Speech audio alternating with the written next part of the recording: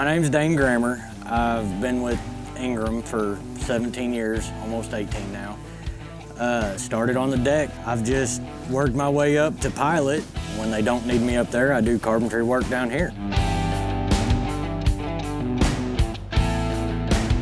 Usually around mid-December, late December, the upper will shut down because it freezes over, and we bring all the upper Mississippi River boats and either use them elsewhere or tie them up for maintenance and repair on those. That frees up a bunch of deck crew and wheelmen, the ones that do have carpentry backgrounds, we bring down here and utilize on boats, so we're not paying outside companies to do the remodeling jobs on our own stuff. We can do it in-house.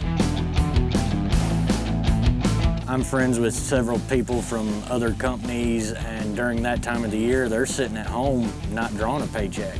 Just knowing that Ingram is willing to do this and keep guys working throughout the slow periods, plus they're putting the money back into their boats to where it makes them nicer to ride and makes them more comfortable.